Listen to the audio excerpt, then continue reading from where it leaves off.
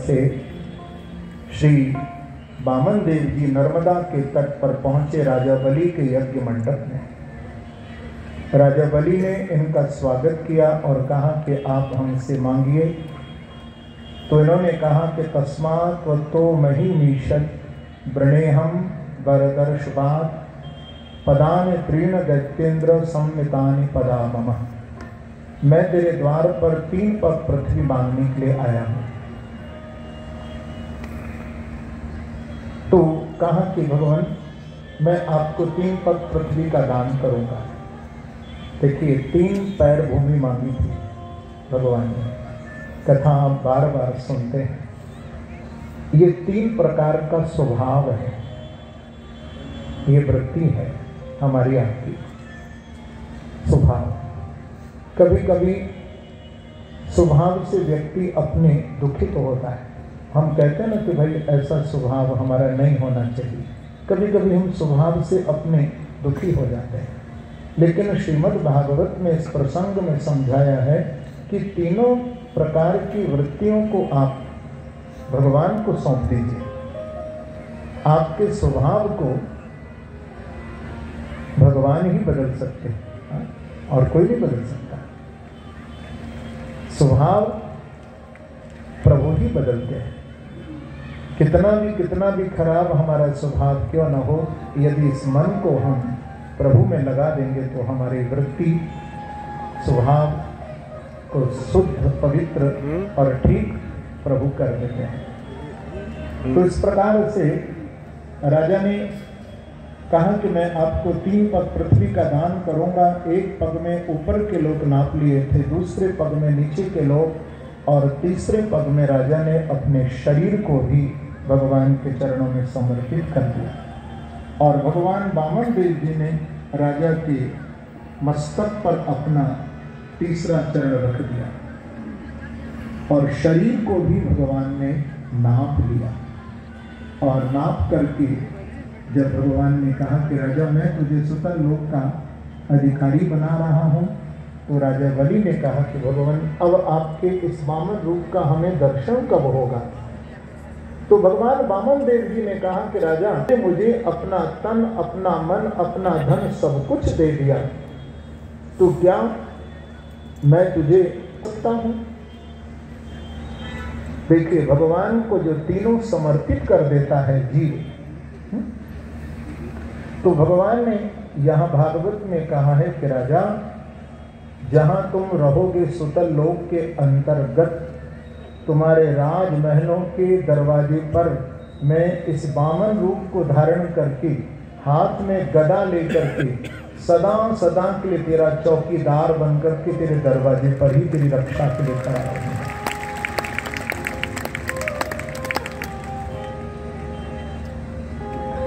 जो अपने तन में प्रभु को देखता है, जो अपने मन में प्रभु को बिठा रखता है, जो अपने परिवार में भी धन में भी जो प्रभु का ही दर्शन करता है, भैया ऐसे जीव को परमात्मा की निरंतर अनुभूति कृपा का दर्शन बना रहता है।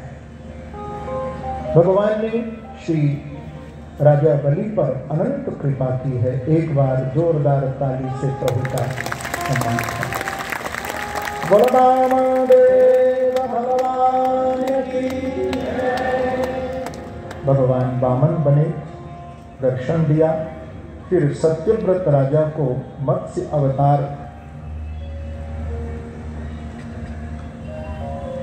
रूप से भगवान दर्शन दिए। और 9वें स्कंद में 2 वंशों की कथा है, सूर्यवंश और चंद्रवंश।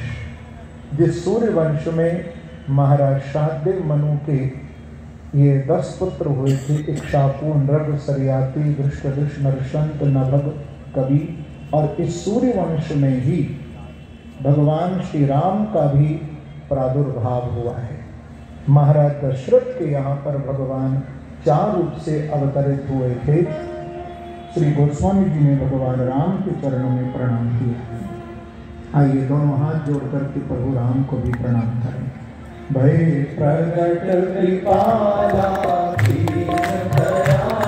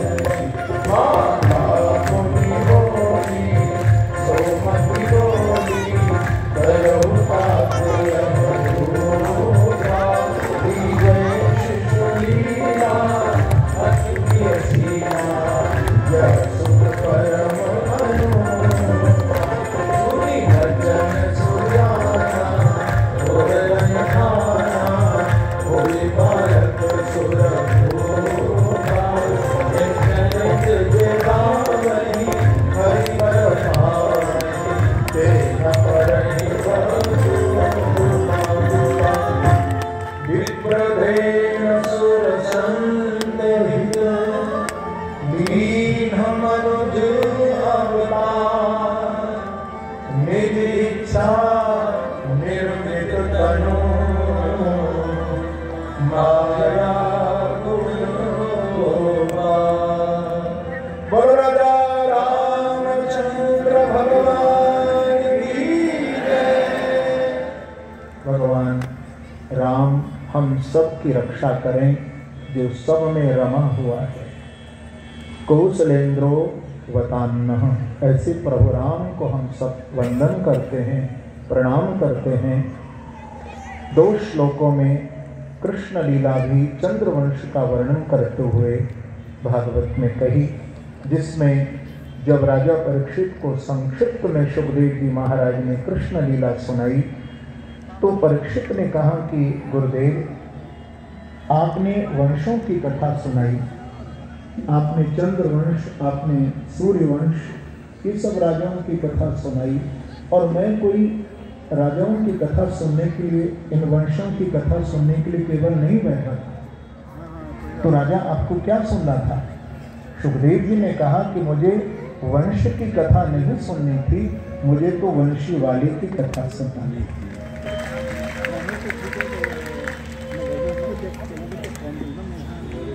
कथितो वंश विस्तारो भव सोम सूर्ययोः राज्ञां चोभय वंशानां चरितम परमाद्भुतम।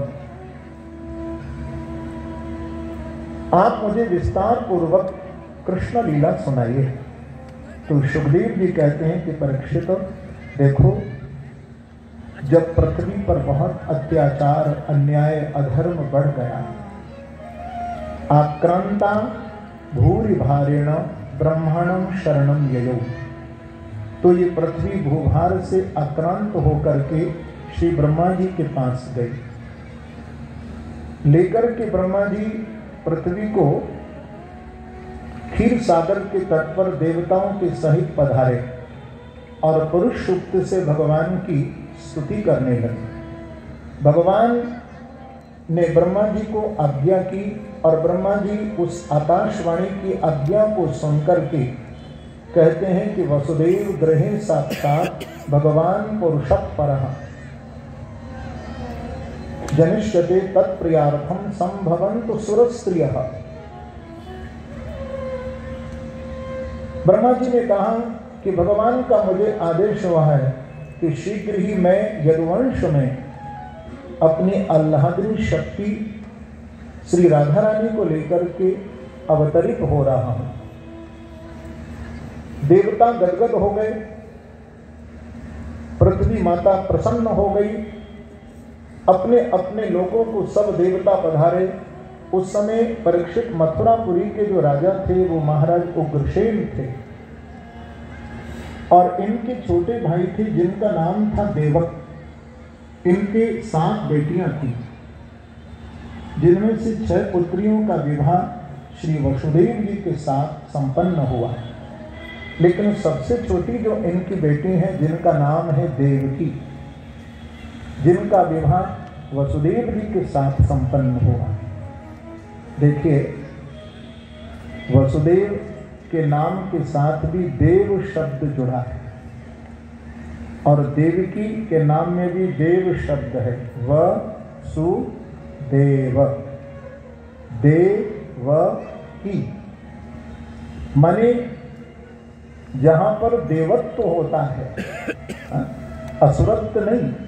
देखिए, वसुदेव के नाम में भी देव शब्द है और श्री देवकी जी के नाम में भी देव शब्द है।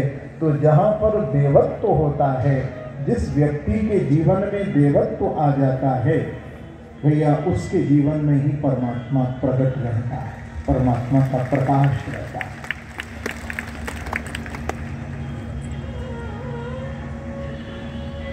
दोनों का पाणी ग्रहण हुआ और बहुत सा सामान भी बेटी को दिया था। लेकिन जब विदा का समय आया तो कंस की भी 5 बहन थी, लेकिन कंस जो कि उग्रसेन का पुत्र था, ये 9 भाई थे कंस, जिनमें सबसे बड़ा कंस था। तो कंस को अपनी चाचा की बेटी से बड़ा स्नेह था, देवकी जी से, क्योंकि घर में सबसे छोटी थी। और वैसे भी घर में सबसे छोटा बच्चा जो होता है उसको सब प्यार करते हैं, सबका स्नेह भाजन होता है। तो देवकी जब विदा हो रही थी तो कंस ने कहा कि मैं अपनी बहन को इसके घर तक, इसके महल तक छोड़ करके आऊंगा। तो सारथी को उतार दिया और स्वयं घोड़ाओं की रास पकड़ करके कंस रथ पर बैठ गया। लेकर के जब कंस रथ निकला तो आकाशवाणी हो गई राजपथ पर कि अस्यास्त्वामष्टमो गर्भो हंतायाम बहसे बुधा। कंस, जिस बहन को इतना लाड से प्यार से तू विदा कर रहा है, इसका जो अष्टम गर्भ होगा वो तेरा काल होगा। कंस एकदम घबरा के क्रोध करता हुआ नीचे उतर पड़ा, घोड़ाओं की रास छोड़ दी, म्यान से तलवार खींच ली और देवकी के केश खोल दिए।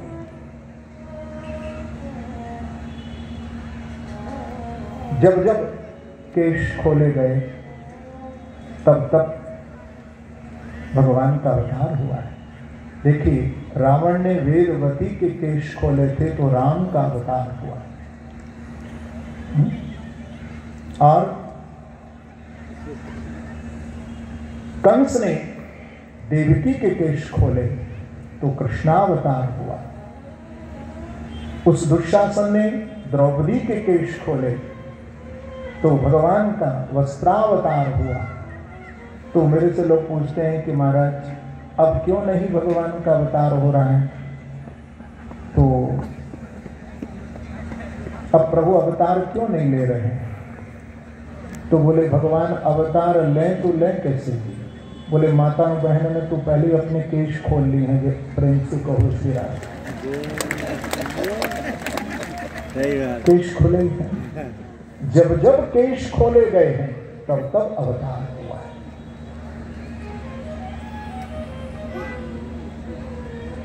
बड़ी गहरी बात है शास्त्र की। आज सुखदेव जी महाराज कहते हैं कि परीक्षित, जब कंस मारने को उद्यत हुआ तो वसुदेव जी ने कहा कि कंस, मैंने भी आकाशवाणी की आवाज को सुना है, तुम्हें देवकी के पुत्रों से भय है ना, पर मैं तुमको विश्वास दिलाता हूं, प्रतिज्ञा करता हूं कि तुम्हारी बहन के जितने भी पुत्र होंगे सब ला करके मैं तुमको दे दूंगा। वसुदेव और देवकी को कंस ने छोड़ दिया, महलों में गए, एक एक करके उनको संतान प्राप्त हुई। पहले बच्चे को लेकर के गए तो उसे लौटा दिया, लेकिन नारद जी ने आकर के थोड़ा उसको उल्टी पट्टी पढ़ा दी थी। सुखदेव जी महाराज कहते हैं कि परीक्षित, जब छोड़ दिया प्रथम पुत्र को, कीर्तिमान नाम के बालक को, और जब कंस को आके नारद जी ने बताया कि प्रत्येक बालक 8वां है, तो प्रत्येक बालक को मंगवाया और कंस ने उसको मार डाला। 7वां गर्भ नष्ट हुआ।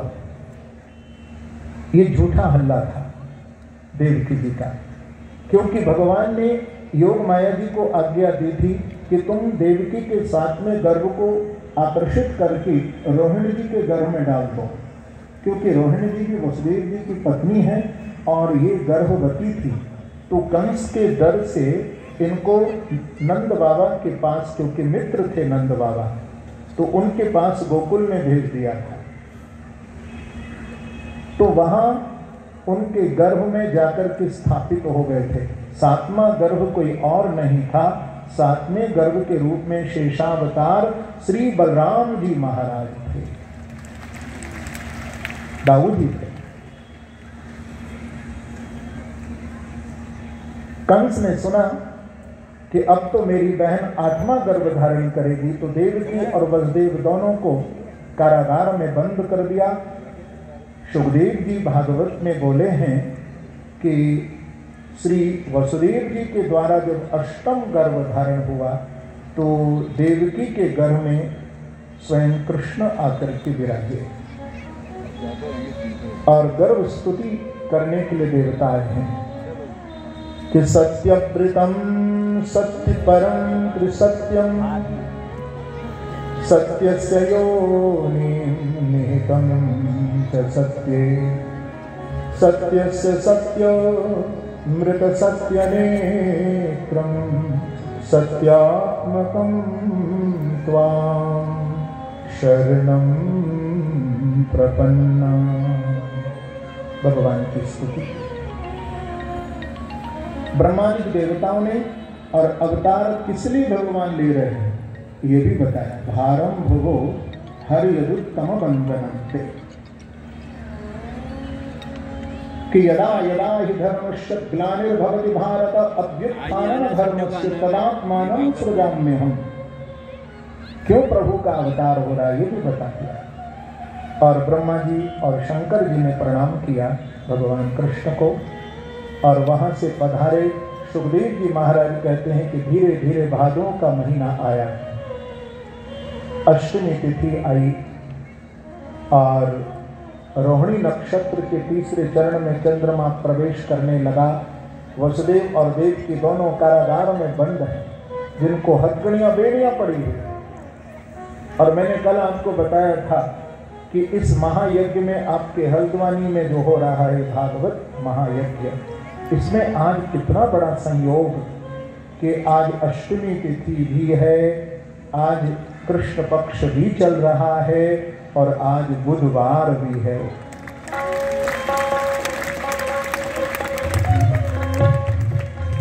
कितना शगुन।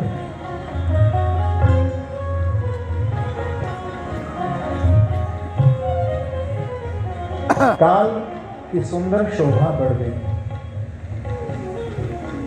और नदियों में जल तेज जिनका बहाव है, आकाश में तारागणों का प्रकाश हो रहा है। और देखिए इतना ही नहीं, भगवान के जन्म के समय सरोवर में रात्रि में कमल के फूल खिल गए जिन पर भौरे गुंजन कर रहे हैं। ब्राह्मण स्वस्ति वादन का पाठ करने लगे। अग्नि कुंडों में अग्नि स्वयं प्रज्वलित हो गई है। मंद मंद बादल गर्जना कर रहे हैं। ऐसा लगता है कि भगवान की जय जयकार कर रहे हो। बोलो कृष्णचंद्र भगवान।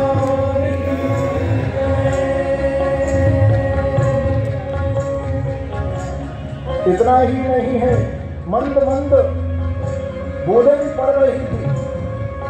ऐसा लगता है कि आकाश से देवता फूलों की वर्षा कर रहे हो। निशीते समद्भूते जाय माने जनार्दने। अर्धरात्रि का समय है। वसुदेव देव की कंस के कारागार में भगवान को याद कर रहे थे। ऐसे पवित्र दिन सुखदेव जी महाराज कहते हैं कि राजन, आज माता देवकी के गर्भ से कंस के कारागार में भगवान ने आज देवकी मैया के गर्भ से चतुर्युग से अवतार धारण कर लिया है।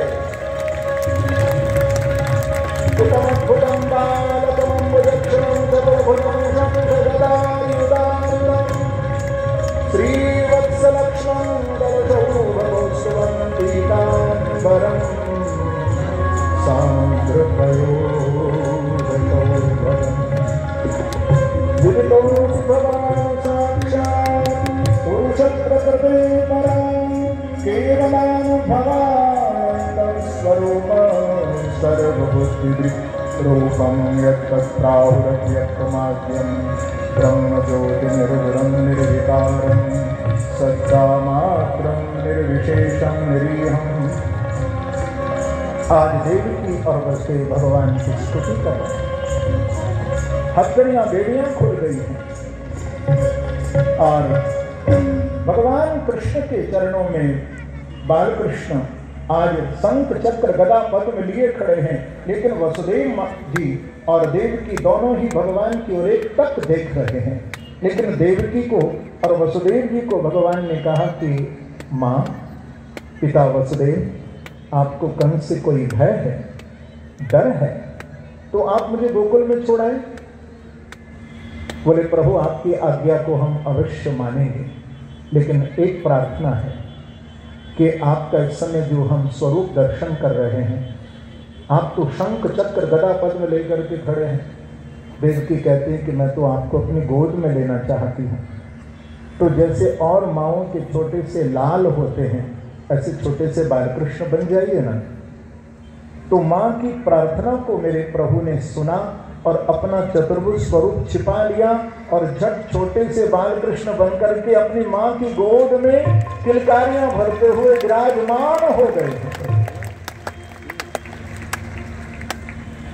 वसुदेव जी ने देवकी की गोद से बालकृष्ण को लिया और लेकर के भगवान की आज्ञानुसार आज सुंदर पिटारी में, टोकरी में लेकर के गोकुल की ओर जा रहे हैं। यमुना जी को अपने चरणों का चरणामृत दिया, शेष भगवान छत्र छाया किए हैं। देखिए, छत्र छाया, और केवल छत्र छाया ही नहीं है, यमुना जी को अपने चरणों का चरणामृत प्रभु ने दिया है। अब देखो, हमारे लाला, आपको एक सूचना दे दें, अब हमारे लाला प्रकट हो गए हैं। वो झांकी का आप दर्शन करने जा रहे हो, सबको बधाई आशीर्वाद प्रभु का मिलेगा ही। लेकिन एक सूचना मैं दे दूं, क्योंकि जब हमारे लाला आ जाते हैं तो उत्सव होते हैं, उत्सव ही नहीं महोत्सव होते हैं।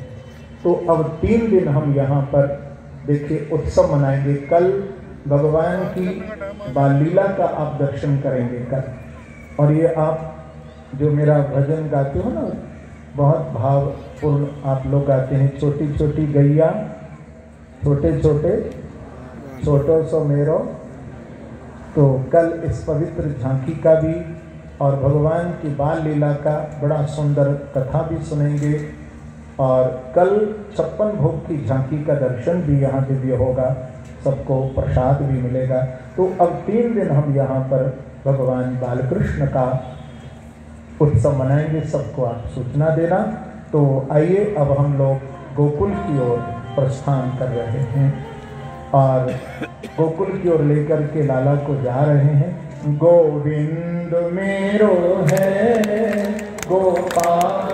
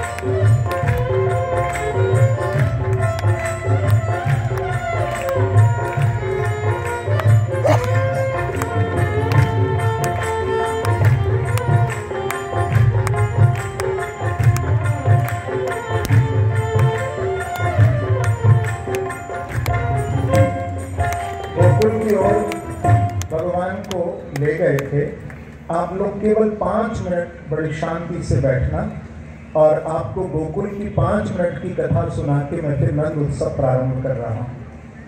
देखिए, वास्तव में भगवान का जन्म गोकुल में ही हुआ है। नंदस्त्वात्मज उत्पन्ने जाता लादो महामनाः आहूय विप्रान वेद ज्ञान स्नातः शुचिरलंकृतः। माघ का महीना आया था और मकर संक्रांति की पवित्र तिथि आप लोग जानते हैं। 13 जनवरी को कौन सा उत्सव आता है, कौन सा त्योहार होता है 13 जनवरी को? लोहड़ी, हाँ। और 14 को मकर संक्रांति। तो मकर संक्रांति के दिन नंद बाबा के छोटे भाई हैं जिनका नाम है उपनंद, इनके घर ब्राह्मण आए थे भोजन करने के लिए। तो ब्राह्मण जब भोजन कर चुके तो नंद बाबा ने उनका तिलक किया और नंद बाबा को सभी ब्राह्मणों ने आशीर्वाद दिया कि पुत्रवान भव। जब पुत्रवान भव कहा तो नंद बाबा बोले कि भैया अब तो मैं 60 वर्ष का हो गया हूं, मुझे संतान की तो कोई आशा नहीं है। लेकिन सभी ब्राह्मणों ने कहा कि अब तो हमारे मुख से आपको आशीर्वाद मिल ही गया है, आपके यहाँ लाला ही होंगे। तो ब्राह्मण आशीर्वाद देकर के चले गए। माघ मास कृष्ण पक्ष एकम तिथि के दिन देखिए भगवान का स्वप्न में दर्शन हुआ था नंद और यशोदा को, क्योंकि 3 प्रकार से भगवान के दर्शन की बात शास्त्र में आई है। एक होता है मूर्ति दर्शन, दूसरा होता है स्वप्न दर्शन और तीसरा भगवान साक्षात अपने भक्त के सामने प्रकट होते हैं। ये 3 दर्शन होते हैं प्रभु के। तो माघ मास कृष्ण पक्ष को गर्भ धारण किया, स्वप्न दर्शन दिया प्रभु ने। और फिर श्रावण का महीना आया।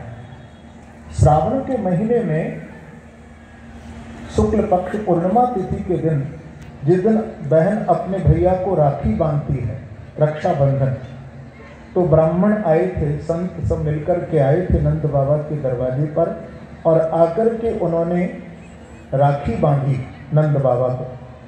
और बांध करके जब नंद बाबा ने उनको दक्षिणा दी तो आशीर्वाद दिया, फिर पुत्रवान भव। जब पुत्रवान भव कहा तो नंद बाबा बोले कि महाराज पहले भी आपने कहा था पुत्रवान भव और आज भी आप कहते हैं पुत्रवान भव और कहीं लाला की जगह लाली हो गई, तब क्या करोगे? तो सभी ब्राह्मण बोले कि देखो आपके यहाँ यदि लाली भी हो जाएगी, माने बेटी भी हो जाएगी, तो हम आपकी लाली को भी लाला ही बना करके दिखा देंगे, आपकी लाली भी लाला हो जाएगी। कहाँ कोई भेद? बोले महाराज ये बताइए मेरे लाला को जन्म लेने में कितना समय है? तो बता दिया आज से 8वें दिन अष्टमी तिथि को रोहिणी नक्षत्र के 3रे चरण में आपके यहाँ लाला का जन्म होगा। नंद बाबा ने सब तैयारी कर ली। अष्टमी तिथि आ गई, रात के 8 बज गए, लेकिन अभी तक लाला का जब जन्म नहीं हुआ ना, तो घर के नौकर चाकर सब मिलकर के नंद के पास आए और आकर के बोले कि बाबा नाम तो आज का ही लिया था ना, पर अभी तक लाला को जन्म लायक है। बाबा अब तो हम बहुत थक गए हैं, यदि आप कहें तो थोड़ी देर के लिए हम सो जाएं। बोले हाँ भैया अब तो 8 बज गए हैं। तो घर के नौकर चाकर सब सो गए। 2 घंटे का समय और निकला तो नंद बाबा की 2 बहन थी। तो एक बहन जिनका नाम सुनंदा है ये आई हुई है। तो रात के 10 बजे अपनी बहन सुनंदा को नंद बाबा ने कहा कि बहन नाम तो आज को ही लियो हो ना, पर अभी तक लाला को जन्मनायक है, तो न जाने कब होएगा। मैं तो बहुत थक गया हूँ, यदि तुम कहो तो थोड़ी देर के लिए बहन मैं भी कमर सीधी कर लूँ। तो रात के देखिए 10 बजे नंद बाबा भी सो गए। जब 1 घंटे का समय और निकला तो लाला की बुआ की भी आंखों में नींद आने लगी। अपनी भाभी यशोदा के पास गई और जाकर के बोली भाभी नाम तो आज को ही लियो हो ना, पर अभी तक लाला को जन्म ना है, न जाने कब होगा। बोले भाभी अब तो मेरी भी आंखन में नींद आ रही है, तू कहे तो थोड़ी देर के लिए मैं सो जाऊं। बोले हाँ बहन कब तक जागती रहोगी। तो रात के 11 बजे लाला की भुआ सुनंदा भी सो गई। जब ठीक 12 बजे 12 पर सुई आई तो मां यशोदा भी सो गई। देखिए, उसी समय वसुदेव जी आए और कौतुक करके चले गए। बालकृष्ण भगवान को तो मां के पलंग पर सुला गए और जो वहां कन्या आई उसे वसुदेव जी योग माया को मथुरा ले गए।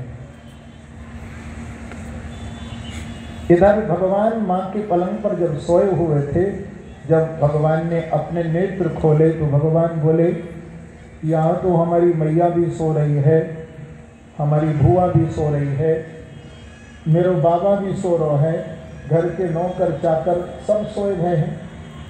अब इनको कैसे ज्ञान कराऊं कि इनके यहाँ लाला को जन्म है जो है, तो उठ कर के नाचे कूदे गामे बजामे तो सब खर्राटे भर रहे हैं, कैसे इनको जगाऊं? तो भगवान ने सोचा कि मैं मैया से कह दूं, मैया मैं पैदा है जो तो उठ जा। भगवान बोले यदि मैंने बोलना शुरू कर दियो तो कहीं ऐसा न हो कि मैया पलंगी छोड़ करके न भाग जाए, जी कैसो लाला है, पैदा होते ही बोलना शुरू कर दियो। भगवान बोले कि हम रोएंगे, बोलेंगे नहीं। अब भगवान पर रोना भी तो नहीं आता ना, कभी रोने का काम तो पड़ा नहीं। फिर भी भगवान थोड़ा सा रोने की मुद्रा बनाने लगे, तो जो रुदन किया तो भगवान के मुखार बिंदु से आवाज निकली, ओ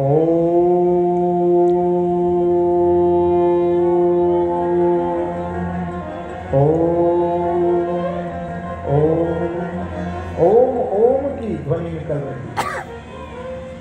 कृष्णम वंदे जगत गुरु। जो ओम ओम की ध्वनि को सुना तो एकदम मां की आंखें खुली और मैया ने जब लाला को अपने पास देखा तो सुनंदा को आवाज लगाई और कहा, अरे बहन सुनंदा, बधाई है लाला को जन्म है।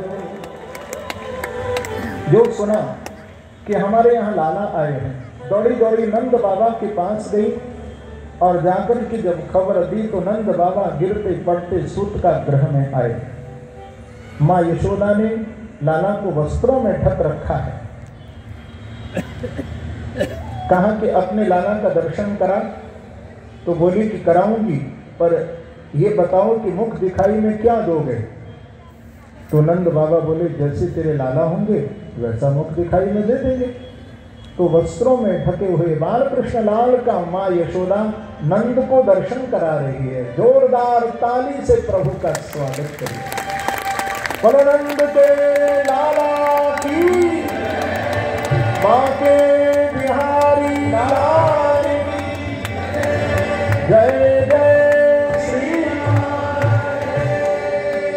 नंद बाबा ने कहा, तेरे या लाला पे आज मैं तन मन धन तीनों ही न्यौछावर कर रहा हूं। उसी समय सुनंदा जी ने नयन को कहा कि जाके सब गोपियों के यहाँ तू खबर दे। तो गई, गोपियां आई हैं और बधाई का सामान लेकर के आज नंद के द्वार की ओर दौड़ी चली जा रही हैं।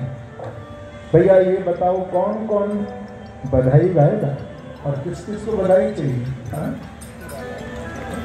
वाह, तो आओ, कितना सुंदर बधाई का कार्यक्रम गोपियां गा रही हैं।